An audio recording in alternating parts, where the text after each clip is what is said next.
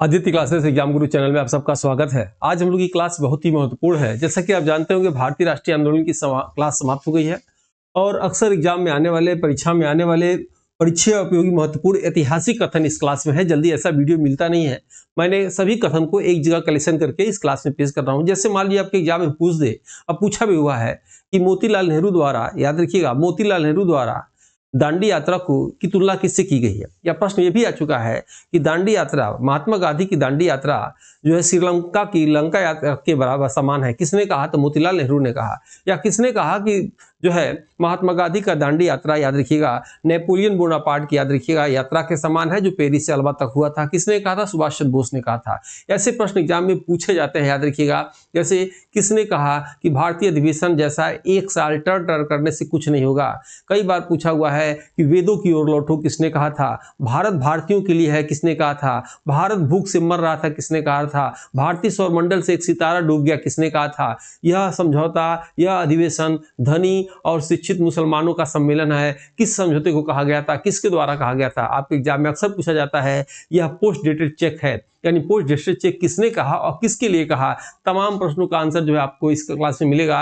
ये भी पूछा हुआ है कि करो या मरो का नारा कब दिया गया, दिल्ली चलो का नारा कब गया, कि किस आंदोलन में महात्मा गांधी जी को महात्मा की उपाधि दिया गया और रविन्द्रनाथ टैगोर गुरु जी की उपाधि दिया गया। करोड़ों लोग किसको जो है पत्थर मारते थे और लाखों लोग किसकी पूजा करते थे, किसके लिए कथन आया हुआ है।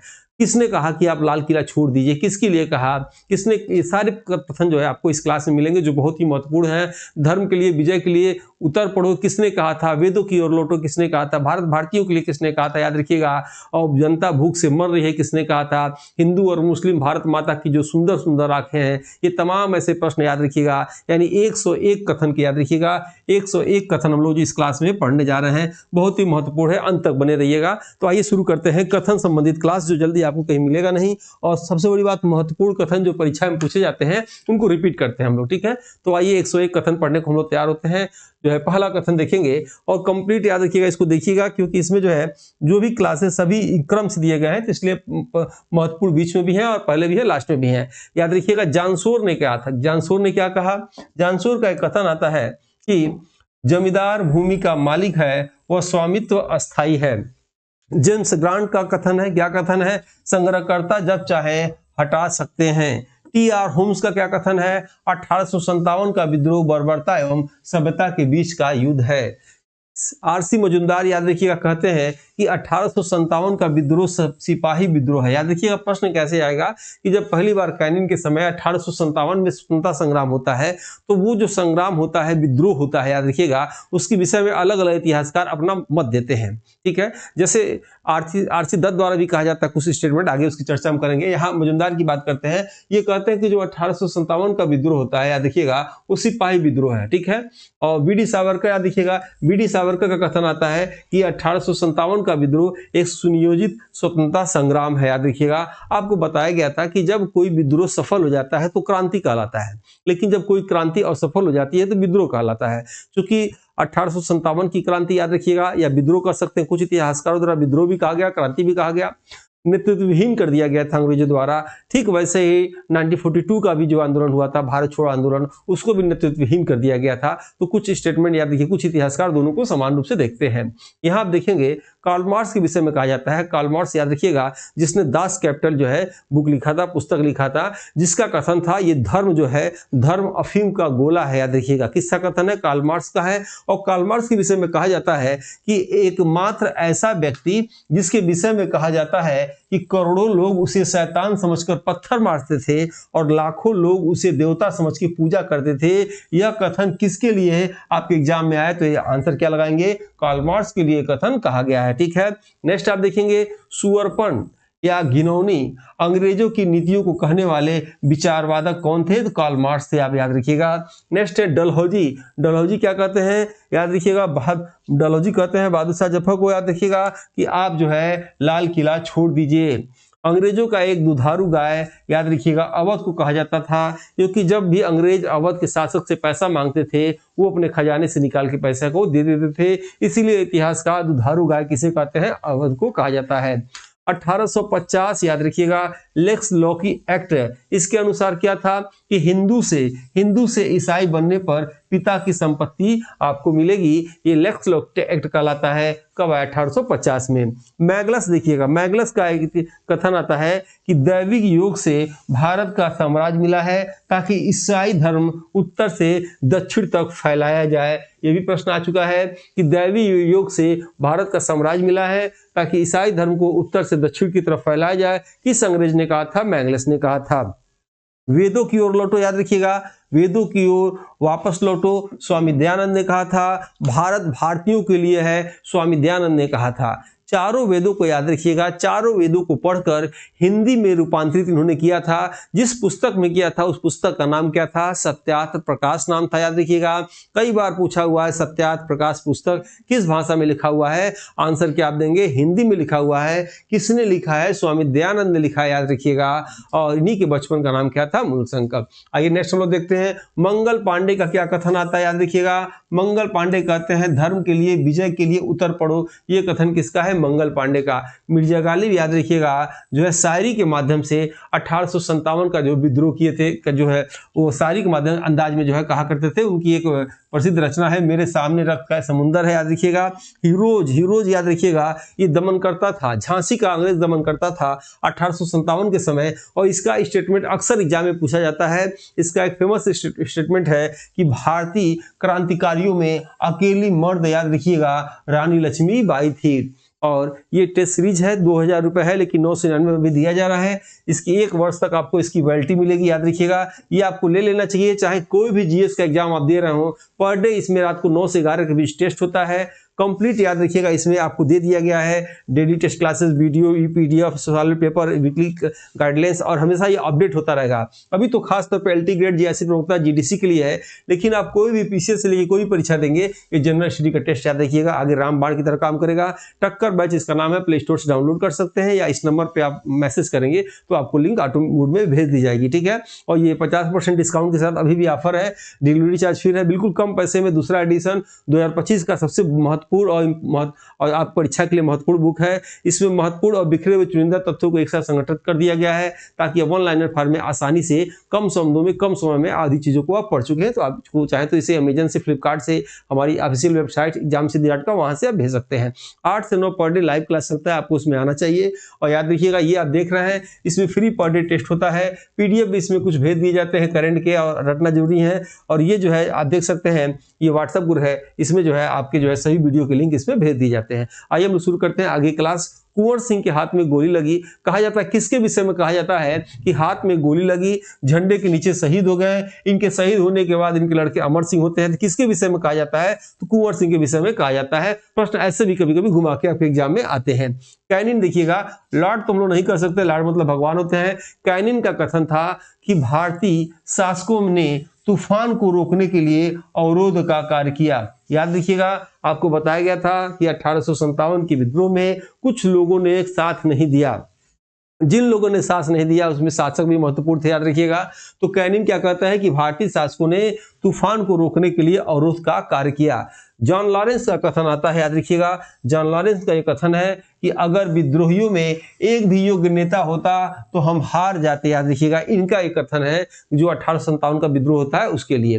तिलक क्या कहते हैं? तिलक कहते हैं कि जो डलहौजी, याद रखिएगा, डलहौजी ने भारत में रेल, डाक, तार व्यवस्था शुरू किया है। ये ठीक वैसे ही है जैसे दूसरे के पत्नी का खर्चा कोई पति उठाए, ठीक है। ये प्रश्न ऐसे आया है, इसको मानक भाषा में कर लिया जाए। तिलक का क्या कथन आता है कि दूसरे के पत्नी का खर्च उठाने के समान है भारतीय रेल व्यवस्था। यही देखिएगा आगे जो अंग्रेज फिर क्या कहते हैं, यहाँ देखिएगा। और जो है एडविन अर्नाल्ड, याद रखिएगा, द लाइट ऑफ एशिया, आप जानते होंगे, अर्निल एडवर्ड का कथन आता है कि रेलवे भारत के लिए वह कार्य कर देगी जो अकबर और टीपू सुल्तान नहीं कर पाए। याद रखिएगा, जो अकबर और टीपू सुल्तान नहीं कर पाए वो जो है ये रेलवे कर। किसने कहा था? एडविन अर्नाल्ड ने। दोनों लोग का याद रखिएगा कंट्रास्ट है, बिल्कुल आपके एग्जाम में आ सकता है, इसको देखिएगा।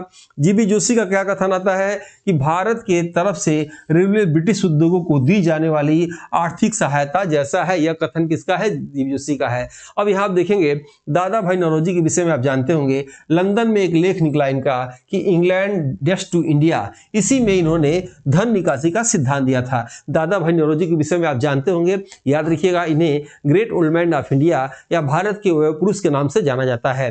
दादा भाई नौरोजी ने ही सबसे पहले जेल में बंद कैदियों के आधार पे भारत में गरीबी का आकलन किया था। 1867-68 में इन्होंने सबसे पहले राष्ट्रीय आय भारत में निकाला था। धन निकासी का सिद्धांत दादा भाई नौरोजी ने दिया था। इनकी प्रसिद्ध पुस्तक थी the poverty and British rule of India. याद रखिएगा, भारतीय राष्ट्रीय कांग्रेस में के लिए जो भारतीय राष्ट्रीय संघ नाम पड़ रहा था, तो भारतीय राष्ट्रीय कांग्रेस, कांग्रेस शब्द किसने दिया था? दादा भाई नौरोजी नहीं दिया था। याद रखिएगा, भारतीय राष्ट्रीय कांग्रेस के 3 बार अध्यक्ष ये बने थे और जो उन्हें भारत में जो है आर्थिक के क्षेत्र में भी बहुत अच्छा काम किया था। यहाँ आप देखेंगे रमेश चंद्र दत्त, याद रखिएगा, रमेश चंद्र दत्त, आरसी दत्त भी कहा जाता है। इनकी आर्थिक इतिहास पे एक पुस्तक है जो एग्जाम में पूछा जाता है, इकोनॉमिक हिस्ट्री ऑफ इंडिया। याद रखिएगा, पूछेगा इकोनॉमिक हिस्ट्री ऑफ इंडिया किसका है, तो याद रखिएगा रमेश चंद्र दत्त का है। लिखा है, इनका कथन है कि सूर्य द्वारा जल का ग्रहण करना ही अंग्रेजों को कर देने जैसा है। याद रखिएगा, जैसे सूर्य द्वारा जल ग्रहण करना ही अंग्रेजों को कर देने जैसा है।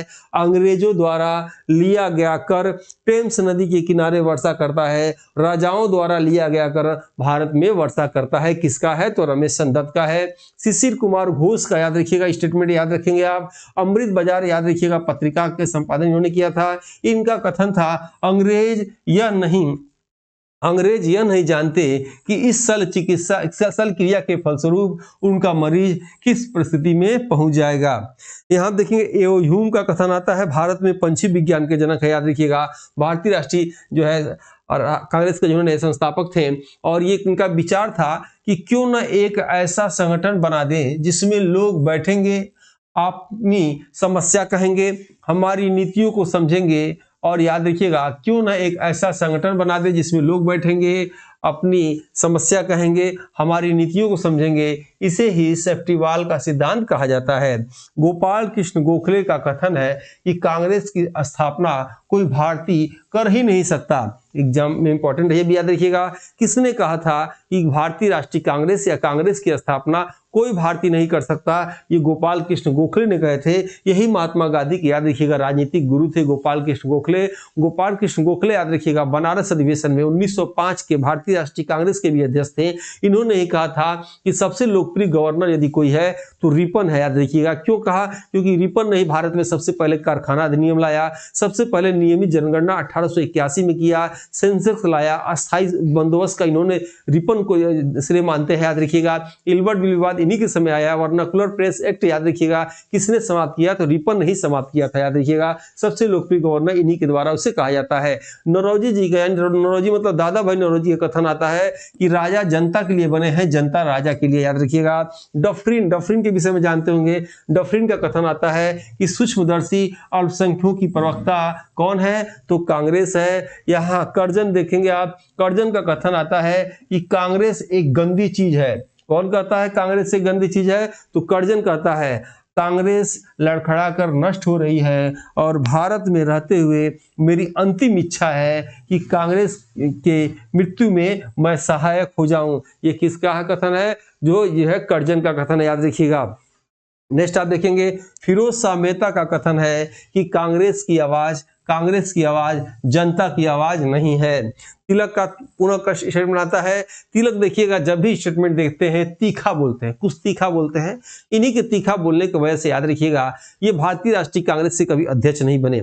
एग्जाम में प्रश्न क्या आता है कि कौन चाह के भी भारतीय राष्ट्रीय कांग्रेस का अध्यक्ष नहीं बना? तो बाल गंगाधर तिलक, याद रखिएगा, चाह के भी भारतीय राष्ट्रीय कांग्रेस के अध्यक्ष नहीं बने। 1920 में इनकी मृत्यु हो गई, जिस दिन, याद रखिएगा, असहयोग आंदोलन प्रारंभ किया जा रहा था। सबसे बड़ी बात, तिलक को 1908 में, याद रखिएगा, मांडले जेल में बंद कर दिया गया। 1915 में रिहा होते हैं। इससे पहले उन्होंने एक पुस्तक मांडले जेल में लिखा था। उस पुस्तक का नाम क्या है आपको जो है कमेंट बॉक्स में बताना है, ठीक है। तो आइए इसमें आगे हम लोग देखते हैं तिलक जी क्या कहते हैं। कहते हैं कि भारतीय राष्ट्रीय कांग्रेस का जो तुम लोग अधिवेशन एक साल में आके टर करते हो, इससे कुछ होने वाला नहीं है। इसको कहते हैं कि साल में एक बार मेढक की तरह टर करने से कुछ नहीं होगा। किसने कहा? तिलक ने कहा। यानी गोपाल कृष्ण गोखले का पुनः कथन आता है कि आबादी का अधिकतर हिस्सा अज्ञानी है, सनातनी भाव से चिपका है, किसी भी प्रकार के परिवर्तन को समझने में असमर्थ है, यह कथन किसका है याद रखिएगा, तो गोपाल कृष्ण गोखले का है। अभी आपसे हमने चर्चा किया गोपाल कृष्ण गोखले ने किसने सबसे लोकप्रिय गवर्नर कहा, कमेंट बॉक्स में बताइए, और किसके ये राजनीतिक गुरु थे ये भी आपको बताना है। सुरेंद्र नाथ बनर्जी की पुस्तक याद रखिएगा, ए नेशन इज मेकिंग में कहा गया है इंग्लैंड हमारा राजनीतिक नेता है, याद रखिएगा। लाला लाजपत राय की जब जो है लाठी लगती है, अब देखिएगा ये क्या कहते हैं कि लाला लाजपत राय हमें अपना मुंह राजभवन से हटाकर जनता की ओर करना होगा। ये कथन किसका है, तो लाला लाजपत राय का है। हमें अपना मुंह राजभवन से हटाकर झोपड़ियों की ओर मोड़ना होगा। हम अपना मुंह सरकार से अपील करने के लिए न खोलें बल्कि आम जनमानस से अपील करने के लिए खोलें। यहां देखिएगा दोबारा एक और स्टेटमेंट आता है, लाला लाजपत राय का कथन है कि नरमपंथियों ने 20 वर्षों तक जो निरंथक आंदोलन चलाया उसमें उनकी रोटी के स्थान पे उनको क्या मिला, पत्थर मिला। लाला लाजपत राय ने कांग्रेस अधिवेशन को शिक्षित भारतीयों का राष्ट्रीय मेला कहा, याद रखिएगा। बाल गंगाधर तिलक ने कांग्रेस अधिवेशन को चापलूसों का सम्मेलन या छुट्टियों का, याद रखिएगा, मनोरंजन कहा। किसने कहा, ये फिर देखिएगा तिलक जी खराब स्टेटमेंट देते हैं कि यह जो है भारतीय राष्ट्रीय कांग्रेस जो है चापलूसों का सम्मेलन है, छुट्टियों का सम्मेलन है। कौन कहते हैं, तो तिलक जी कहते हैं। बिपिन चंद्रपाल ने कांग्रेस अधिवेशन को क्या कहा, याचना संस्था कहा। बंकिम चंद्र चटर्जी ने, याद रखिएगा, कांग्रेस अधिवेशन को कहा कांग्रेस के नेता पदों के भूखे हैं। किसने कहा, बंकिम चंद्र चटर्जी ने कहा। नंदलाल बोस द्वारा संविधान के पन्नों की चित्रकारी की गई। गोखले का कथन है कि बंग भंग एक निर्मम भूल है। किसने कहा, गोखले ने कहा कि बंगाल का विभाजन या बंग भंग एक निर्मम भूल है। कर्जन की तुलना, याद रखिएगा, औरंगजेब से गोपाल कृष्ण गोखले करते हैं। मिंटो क्या कहते हैं, मिंटो कहते हैं कि सूरत में कांग्रेस विघटन हमारी सबसे बड़ी जीत है। जो 1907 में भारतीय राष्ट्रीय कांग्रेस का नरम दल गरम दल में विघटन होता है, रास बिहारी बोस उसके अध्यक्ष होते हैं, तो उसमें इन्होंने मिंटो एक खुशी जताते हुए कथन देते हैं कि सूरत में कांग्रेस विघटन हमारी सबसे बड़ी जीत है, याद रखिएगा। नेक्स्ट आप देखेंगे लेनिन का कथन आता है, ये बहुत महत्वपूर्ण है कि अब भारत को अंग्रेज अधिक दिनों तक गुलाम बनाकर नहीं रख सकते क्योंकि भारत का मजदूर जाग चुका है। अभी आपको हमने बताया कि जब कांग्रेस का अधिवेशन जो है या कांग्रेस का विभाजन कर सकते हैं जब 1907 में होता है और कांग्रेस नरम दल गरम दल में बढ़ जाती है, तो 1908 में तिलक को, याद रखिएगा, मांडले जेल में बंद कर दिया जाता है। मांडले जेल बर्मा में बंद कर दिया जाता है और इसके विरोध में बंबई के मजदूरों ने पहली बार हड़ताल किया और इसी हड़ताल पे स्टेटमेंट आता है किनका, लेनिन का आता है कि अब भारत को अंग्रेज बहुत अधिक दिनों तक गुलाम बना के नहीं रख सकते हैं क्योंकि जिस देश का मजदूर अगर जग जाए उस देश में जो चाहे वो कर सकता है, याद रखिएगा। जिस देश का जनता जग जाए, जैसे आप देखेंगे अभी हाल में नेपाल में, श्रीलंका में, याद रखिएगा, तो उनका एक कथन बिल्कुल सही भी है और मैं सहमत भी हूं। आइए नेक्स्ट आते हैं आरसी मजुमदार का कथन है कि पाकिस्तान की नींव 1916 के लखनऊ अधिवेशन में रख दिया गया था। ये किसने कहा था, आरसी मजुमदार ने। गांधी जी का एक कथन आता है कि लखनऊ अधिवेशन शिक्षित एवं धनी मुसलमानों का एक समझौता है। यह किसने कहा था, गांधी जी ने कहा था 1916 के, याद रखिएगा, लखनऊ अधिवेशन में, जिसमें अंबिका चरण मजुमदार, याद रखिएगा, और मुस्लिम लीग के बीच में हुआ था। यजुर्वेद में कहा गया है, यजुर्वेद में क्या कहा गया है, ईश्वर सत्य है, ईश्वर सर्वव्यापी है, ईश्वर कण कण में है। इसी के विरोध में देखिएगा, विरोध कहें या कह सकते हैं गांधी मत क्या आता है कि ईश्वर सत्य नहीं है, ईश्वर सत्य नहीं है, सत्य ही ईश्वर है। ये कथन किसका है, याद रखिएगा, गांधी जी का। और गांधी जी को इसीलिए आदर्शवादियों की श्रेणी में, याद रखिएगा, आदर्शवादियों की श्रेणी में देखा जाता है। वैसे आदर्शवादी तो उन्हें कहा था जो हर बात पे भगवान भगवान को करते हैं कि भगवान की मर्जी के बिना एक पत्ता भी नहीं हिलता, सब कुछ भगवान की मर्जी से हो रहा है। यानी खराब काम हो रहा है वो भी भगवान की मर्जी से, अच्छा काम वो भी भगवान की मर्जी से। वो कौन सा वाद है, ये आदर्शवाद है। मैं वाद की बात कर रहा हूं, मैं किसी खास विचारधारा की चर्चा नहीं कर रहा है। यहां आप देखेंगे गांधी का कथन था कि यह धनी हिंदू मुस्लिम अमीरों का सम्मेलन है, 1916 वाला। गांधी का यहां भी कथन एक और आता है कि यह हमारा साम्राज्य है और साम्राज्य की सेवा न करना आत्महत्या के बराबर है। याद रखिएगा, जब अंग्रेज प्रथम विश्व युद्ध में डॉक्टर राजेंद्र प्रसाद महात्मा गांधी को कहते हैं कि यहाँ के नवयुवकों को, भारत के नवयुवकों को आप मेरे साथ प्रथम विश्व युद्ध में भेजिए, जैसे विश्व युद्ध समाप्त हो जाएगा हम देश छोड़ के चले जाएंगे, आपको संविधान बना के देके चले जाएंगे। लेकिन अंग्रेज ऐसा नहीं करते हैं और जैसे प्रथम विश्व युद्ध समाप्त होता है और गांधी जी को असहयोग आंदोलन लाना पड़ता है। यही चीज कब होता है, जब द्वितीय विश्व युद्ध शुरू होता है। उस समय भी जो है अंग्रेज जो है भारतीयों को लुभावना काम करते हैं, लेकिन भारतीय जो है इनकी झांसे में नहीं आते हैं। समय समय पर ऐसे स्टेटमेंट आते हैं। CFND याद रखिएगा, जानबूझकर जो है की गई क्रूर कार्यवाही है। नेक्स्ट आप देखेंगे गांधी जी का एक कथन आता है। यहाँ बातों को समझिएगा ना तो जल्दी समझ में आएगा। जैसे आप जानते होंगे जालियांवाला बाग कांड जब 1919 में होता है, तो जालियांवाला कांड के जांच के लिए जो अंग्रेजों की तरफ से, याद रखिएगा, अंग्रेजों की तरफ से एक समिति बैठती है। उस समिति का नाम क्या था? Hunter commission. हंटर कमीशन जांच करती है जालियांवाला कांड के कारण क्या था, और हंटर कमीशन रिपोर्ट देती है कि नहीं, इसमें अंग्रेजों की सिपाहियों की गलती नहीं है, इसमें किसी सरकार की कोई गलती नहीं है। और क्या होता है, भारतीय राष्ट्रीय कांग्रेस की तरफ से भी एक समिति बैठती है जिसका नाम तहकीकात समिति होता है। तो तहकीकात समिति कहती है कि नहीं, इसमें सरासर अंग्रेजों की गलती है। जब अंग्रेजों की तरफ से रिपोर्ट आता है कि अंग्रेजों की इसमें गलती नहीं है, यहीं पे महात्मा गांधी नाराज हो जाते हैं और नाराज होकर एक स्टेटमेंट देते हैं। क्या कहते हैं, ये जो हंटर आयोग ने, जो कमीशन ने जो अपना रिपोर्ट दिया है, वो पन्ने दर पन्ने निर्लज सरकारी लिपापोती है। CR दास, याद रखिएगा, CR दास क्या कहते हैं, शिक्षा इंतजार कर सकती है, स्वराज नहीं कर सकता। गांधी जी का कथन क्या आता है, अगर इन कार्यक्रम पर अमल किया जाए तो 1 वर्ष के भीतर आजादी मिल जाएगी। ये कब कहते हैं? असहयोग आंदोलन में कहते हैं इस बात को।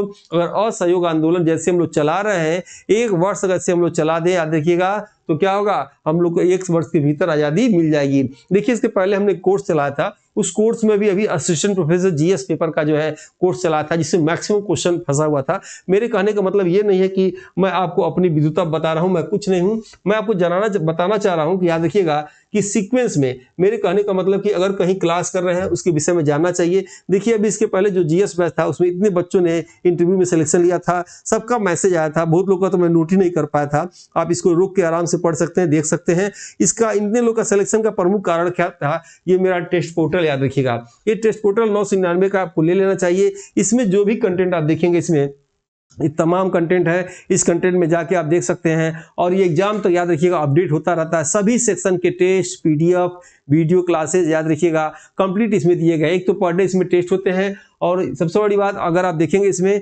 कितने PDF है, तो कंप्लीट PDF आपको यहाँ दिखाई देगा। याद रखिएगा, इसमें आप देख सकते हैं 5000 स्टूडेंट ने इसको लाइक किया है, और जो है 3 इसमें कोर्स, याद रखिएगा। और सबसे बड़ी बात कि जो भी इसमें कोर्स दिया गया है, मेरे कहने का मतलब है आप इस टेस्ट पोर्टल को खरीद के अपने नंबर को बढ़ा सकते हैं, क्योंकि मेरा डाटा रहा, इस बैच का डाटा रहा या इस चैनल का डाटा रहा, जितने भी क्वेश्चन आए थे, याद रखिएगा, वो सब तो है आपके जो है हमारे मतलब मैक्सिमम क्लास से आते हैं। इस चीज़ को मैं दिखाना तो भूल गया और बता दिया आपको, तो यहाँ से आप देख सकते हैं इस चीज़ को। ये हमारी बुक थी, और प्रमाण के साथ मैं कह रहा हूँ कि ये लाल वाला देख रहे हैं, ये 17 अप्रैल 2025 शिफ्ट 2 में क्वेश्चन नंबर 18, ऐसे करके आप देखिए इसको, जितने इसको आराम से रोक के देखिएगा जब भी फुर्सत हो आपको। ये सभी क्वेश्चन याद रखिएगा, किस शिफ्ट में कौन सा नंबर का आया था आप देख सकते हैं। सभी इसमें हमने लाल पेन से उसको निशान लगा दिया था कि अभी सिर्फ ये याद रखिएगा, ये मेरे प्रमाणित पुस्तक का मैं दिखाया हूँ। अभी जो है ऐप के अंदर या जो मैं प्रैक्टिस कराया हूँ या जो मैं करंट अफेयर पढ़ाया हूँ, उसके क्वेश्चन तो मैंने छोड़ ही दिया, उससे क्वेश्चन जोड़ देंगे तो 10-5 क्वेश्चन और हो जाएंगे। आप देखिए, सब मिलाइए, सब 16 अप्रैल को क्वेश्चन नंबर 19 आया था, क्वेश्चन नंबर 4 आया था 17 अप्रैल को। आप मेरे कहने मतलब क्या, ये देखिए, आप 16 अप्रैल को आया था क्वेश्चन नंबर 5। ये सारे क्वेश्चन बताने का मतलब यही है। 16 अप्रैल को क्वेश्चन नंबर 27 आया था। बताने का मतलब यह है कि आप जहां पढ़ रहे हैं, आप जिस क्लास को ले रहे हैं वो क्लास उत्तम है। यानी ये क्वेश्चन नंबर 13 था 16 अप्रैल को। और आने वाले दिनों में जो भी एग्जाम आप देंगे, LT ग्रेड का, GIC का, GDC का, याद रखिएगा, उसमें भी टक्कर की तरह, रामबाण की तरह ये बैच ही मेरे कंटेंट काम आएंगे, क्योंकि इसमें ईमानदारी से मेहनत किया जाता है। ये सारे रेड कलर से जो किए गए हैं इसको देखेंगे आप। और ऐसे आप बिल्कुल, आपको जानने का अधिकार है कि जिस कोचिंग में पढ़ रहे हैं, जहां पढ़ रहे हैं, क्या उसके क्वेश्चन किस एग्जाम में लड़े हैं तो दिखाया जाए, जाना जाए, जानना चाहिए, ताकि उनका डाटा देख के ही आप अपनी मोटिवेशन को बढ़ा सकते हैं। सीधे देख सकते हैं क्वेश्चन नंबर 4, क्वेश्चन नंबर 27, 17 अप्रैल शिफ्ट 1, 16 अप्रैल शिफ्ट 1, ये सारे क्वेश्चन आपको जानना चाहिए। और मेरी बुक में है, देखिए इसमें पेज नंबर भी है, पेज नंबर 17, ये सारा डिटेल लिखा हुआ है। क्वेश्चन मिलाइए, बिल्कुल 100% प्रश्न प्रमाणित मिलेगा, याद रखिएगा। बहुत क्वेश्चन मैंने इसमें छोड़ दिया है, ये कुल मिला जुला कर आप देख लीजिएगा। मेरे कहने का मतलब है कि इस क्लास से याद रखिएगा, अगर आपको असिस्टेंट प्रोफेसर के जीएस में फंसाया जा सकता है क्वेश्चन, तो मैं दावे के साथ कर रहा हूं आने वाले दिनों में जो आप पेपर देंगे, याद रखिएगा, उसमें भी क्वेश्चन फंसेंगे। बस आप क्रम से जैसे मैं बता रहा हूं वैसे पढ़ते जाइए, लेक्चर को सुनते जाइए। और चूंकि समय आपका नुकसान होगा इसलिए मैं ज्यादा दिखाना नहीं चाहता। अब अपना देख लीजिएगा इसमें, ठीक है। पीडीएफ मांगिएगा, पीडीएफ आपको उसमें पड़ा हुआ है, देख लीजिएगा मेरे टेलीग्राम चैनल पे। तो आइए हम लोग शुरू करते हैं क्लास को। आगे देखा जाए, टैगोर का कथन याद रखिएगा। टैगोर का कथन क्या था? विदेशी वस्त्रों की होली जलाना निष्ठुर बर्बादी है। जैसे आप जानते हैं ये लोग क्या कहते हैं कि स्वदेश की मांग करते हैं, अपने देश का बना हुआ। जैसे 1905 के, याद रखिएगा, 1905 के भारतीय राष्ट्रीय कांग्रेस के जो बनारस में अधिवेशन होता है, गोपाल कृष्ण गोखले अध्यक्ष होते हैं, वो स्वदेश की मांग करते हैं, याद रखिएगा। वो कहते हैं कि देश में बना हुआ चीजों को हम लोग प्रयोग करेंगे, इसलिए अंग्रेजी कपड़ों को जलाओ, इसको जो है बर्बाद करो। लेकिन वहीं एक स्टेटमेंट आता है किनका, याद रखिएगा, टैगोर जी। टैगोर जी को गुरु जी किसने कहा था? तो महात्मा गांधी ने कहा था। तो गांधी जी को महात्मा किसने कहा था? तो टैगोर ने कहा था। तो क्यों कहा था? चंपारण सत्याग्रह, याद रखिएगा, चंपारण सत्याग्रह से प्रभावित होकर गांधी जी को महात्मा की उपाधि रविन्द्रनाथ टैगोर ने दे दिया था। इसीलिए दिए महात्मा गांधी ने दूसरे हाथ से क्या किया, इनको जो है गुरु जी की उपाधि दे दिया रविन्द्रनाथ टैगोर को। याद रखिएगा, रविन्द्रनाथ टैगोर प्रकृतिवादी थे और महात्मा गांधी आदर्शवादी थे। ये एग्जाम में प्रश्न आ चुके हैं, आपके आने वाले दिनों में भी आ सकते हैं। गांधी जी का देखिएगा एक कथन आता है, जो इनके साथ हो रहा है वही सही बर्ताव है। नेक्स्ट आप देखेंगे, गांधी, CR दास, ML नेहरू का संयुक्त बयान आता है, जो स्वराज पार्टी के लोग जीत कर गए हैं वो कांग्रेस के सदस्य हैं, इसी को गांधी पैक्ट 1924 कहा जाता है। ML राय का याद रखिए कथन आता है कि मेरे सर पे, लाला लाजपत, याद रखिए, LL राय, लाला लाजपत राय का कथन आता है कि मेरे सर पे मारी गई हर लाठी का आखिरी कील होगा भारतीय स्वतंत्रता पे। यानी आप जानते होंगे जब साइमन कमीशन की स्थापना कब होती है? 1927 में। साइमन कमीशन भारत का होता है 1928 में। और जब साइमन कमीशन का विरोध होता है तो याद रखिएगा लाहौर में, याद रखिएगा, लाला लाजपत राय के ऊपर लाठीचार्ज हो जाता है और लाठीचार्ज होने के बाद ये घायल हो जाते हैं। कुछ दिनों बाद ये जो है मर जाते हैं, जिसका बदला भगत सिंह, सुखदेव, राजगुरु लेते हैं। और तो उसी बीच इनका स्टेटमेंट आता है कि आप सबने मेरे सर पर लाठी मारी है, तो मेरे सर पे मारी गई हर लाठी का आखिरी कील होगा भारतीय स्वतंत्रता संग्राम पे, याद रखिएगा। गांधी जी का एक कथन यहाँ फिर आता है कि जैसे तिलक जी जब मर जाते हैं 1920 में, तो याद रखिएगा वो कहते हैं भारतीय सौरमंडल से एक सितारा डूब गया, याद रखिएगा। इनके लिए कहते हैं, राय के लिए कहते हैं, ठीक है, लाला लाजपत राय के लिए कहते हैं। बर्केनहेड, याद रखिएगा, चुनौती दिया था कि भारतीय स्वयं से संविधान का निर्माण नहीं कर सकते।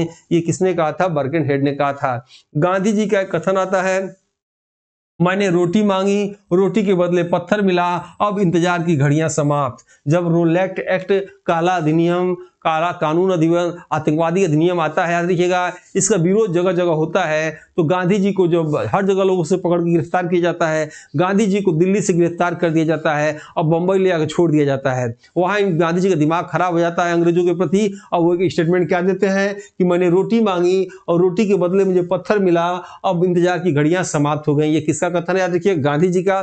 मोतीलाल नेहरू, याद रखिए, कई बार एग्जाम में आ चुका है, very very important. Motilal Nehru कहते हैं कि महात्मा गांधी की दांडी यात्रा की तुलना भगवान श्री राम की लंका यात्रा से करते हैं। सुभाष चंद्र बोस क्या कहते हैं कि दांडी यात्रा की तुलना नेपोलियन की यात्रा पेरिस से अल्वा से इन्होंने करते हैं। नेक्स्ट आप देखेंगे, अंग्रेजों का व्यंग स्वरूप कथन था, गांधी तब तक समुद्र जल को उबाल सकते हैं जब तक डोमिनियन स्टेट न मिल जाए। डोमिनियन स्टेट किसे कहते हैं? याद रखिएगा, अंग्रेज कहते थे कि भारत में जो राज्य बनेंगे, जो भारत होगा, अंदर का जो भी नियम कायदा कानून होगा, जैसा भारतीय चाहेंगे वैसा होगा, और बाहर का जो मैं चाहूंगा हम लोग चाहेंगे।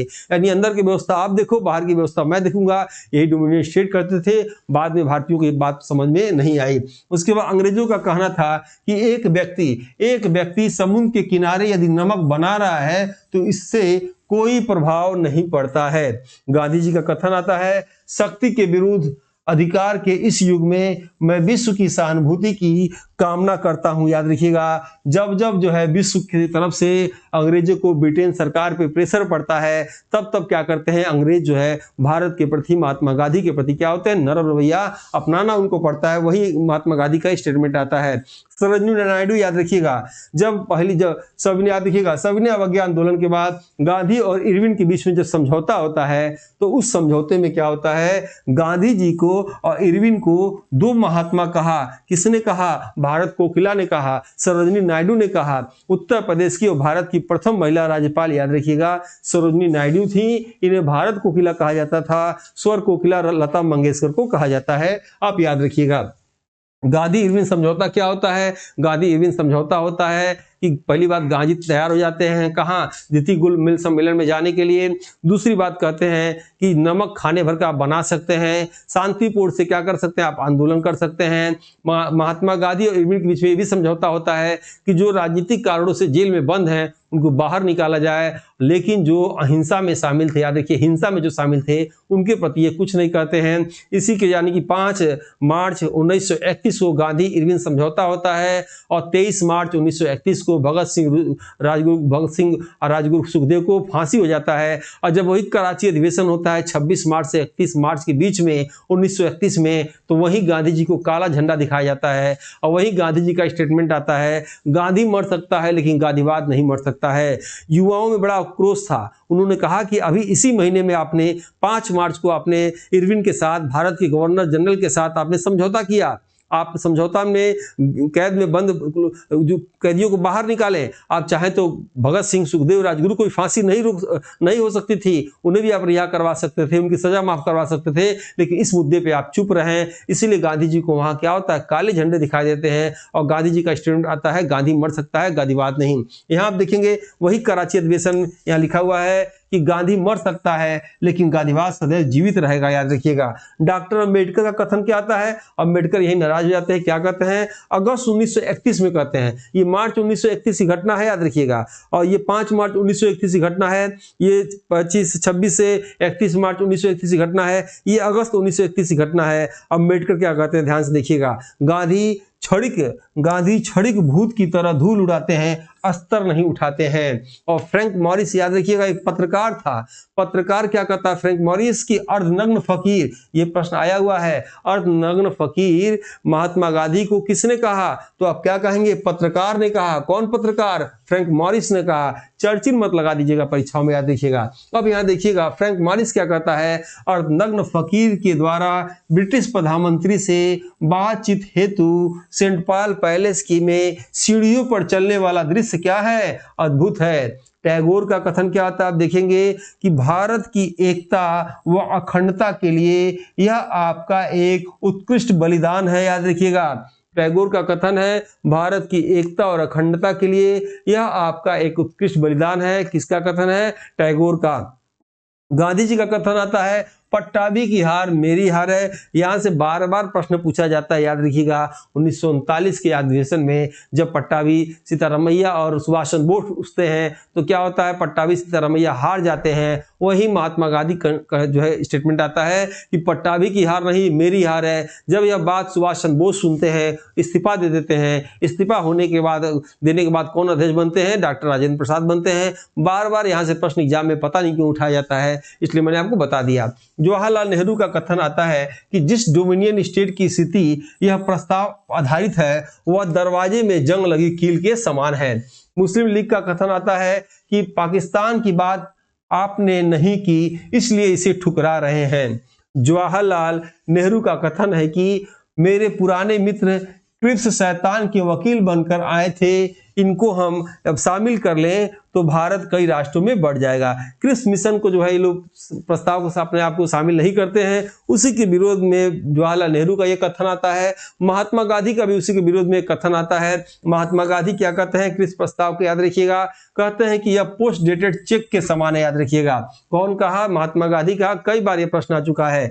गांधी का कथन पुनः आता है, यदि कांग्रेस संघर्ष के मेरे इस प्रस्ताव को अस्वीकार करती है तो मैं इस देश की बालू से कांग्रेस से भी बड़ा आंदोलन खड़ा कर दूंगा। याद रखिएगा, भारत छोड़ो आंदोलन में उनको लगता है कि कांग्रेस साथ नहीं देगी तो कांग्रेस को धमकाते हुए कहते हैं, याद रखिएगा, कि यदि कांग्रेस संघर्ष के मेरे इस प्रस्ताव को अस्वीकार करती है तो मैं इस देश की बालू से, याद रखिएगा, कांग्रेस से भी बड़ा आंदोलन खड़ा कर दूंगा।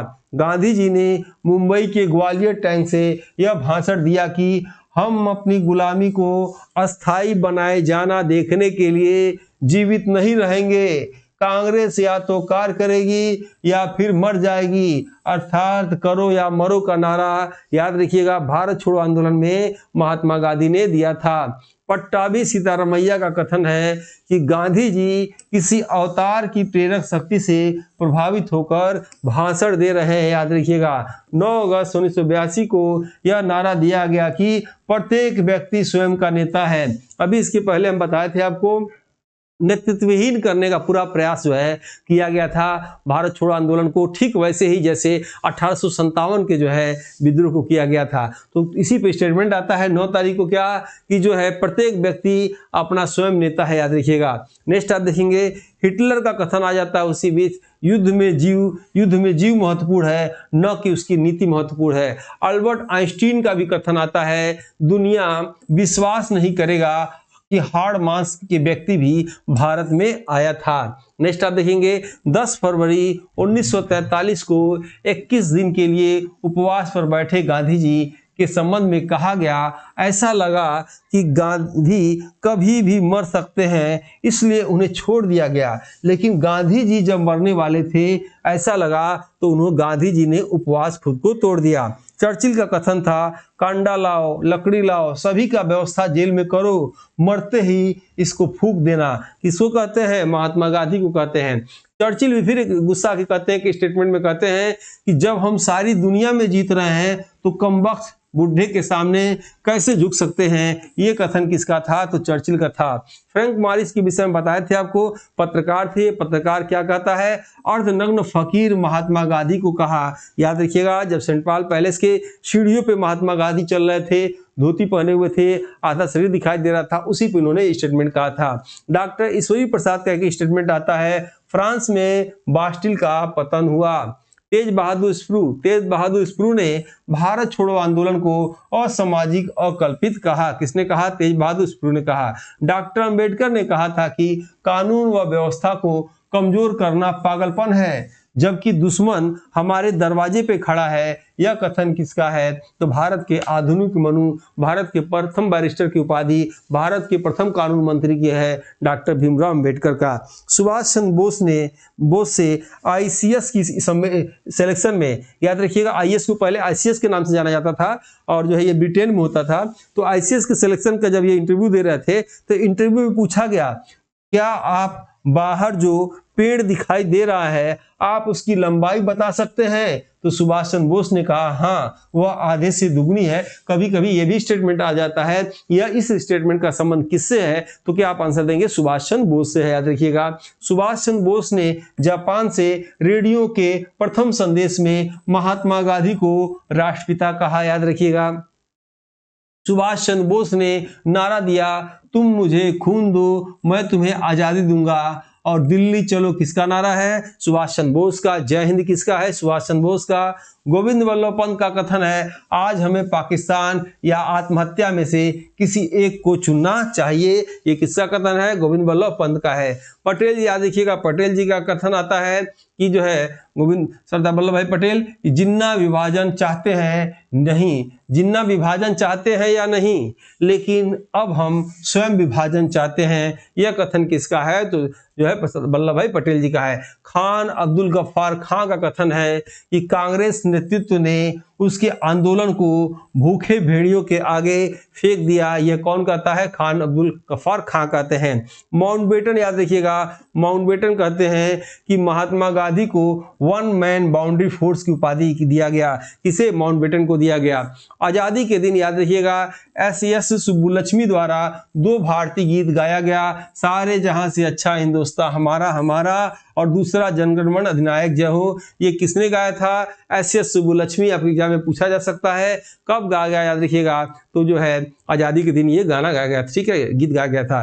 सिस्टर निवेदिता का कथन है क्या? कि ब्रिटिश साम्राज्य प्रत्येक स्तर पे भ्रष्ट है। यानी ब्रिटिश साम्राज्य को प्रत्येक स्तर पे भ्रष्ट करने वाली कौन थी? सिस्टर निवेदिता। मदन लाल ढींगरा, याद रखिएगा, इनका एक अजीब स्टेटमेंट आता है, ध्यान से देख सुनिएगा इसको। मदन लाल ढींगरा कहते हैं कि फांसी से पहले एक कथन इन्होंने कहते हैं, इनको फांसी होती है तो उससे पहले अपना एक कथन देते कहते हैं कि भारतवासियों को यह सीखने की जरूरत है कि भारतवासियों को यह सीखने की जरूरत है कि मरा कैसे जाता है, और यह सिखाने का मेरे पास एक तरीका है, स्वयं का मरना। यानी ये कथन किसका है? मदन लाल ढींगरा जी का है।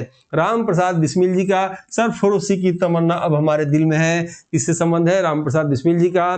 HSRA का घोषणा पत्र था कि हम दया की भीख नहीं मांगते, हमारी लड़ाई आखिरी लड़ाई का फैसला है, यह लड़ाई या तो आजादी का होगा या मौत का होगा, यानी जनता द्वारा जनता की क्रांति। ये कौन करता है? HSRA का ये घोषणा पत्र है। गांधी जी का कथन आता है कि जितना रोमांस भगत सिंह के साथ जुड़ा हुआ है उतना किसी अन्य व्यक्ति के साथ नहीं जुड़ा हुआ है। और इसी के साथ जो है ये टेस्ट जरूर लेना चाहें ले सकते हैं, 1 साल वैलिडिटी बहुत होती है, आपकी जानकारी बढ़ेगी, एग्जाम में नंबर भी बढ़ेंगे। और प्ले स्टोर से डाउनलोड कर सकते हैं टक्कर बैच, याद रखिएगा 999 में। ये अभी भी ऑफर चल रहा है, दीपावली वाला ऑफर अभी चालू है, 50% डिस्काउंट के साथ डिलीवरी चार्ज फ्री है। आप जो नहीं जुड़े जुड़ जाइए, पर डे फ्री में टेस्ट और इसमें PDF जो है करंट अफेयर के और रटना जरूरी वाले 8 से 9 वाली क्लास के कुछ दे दिए जाते हैं।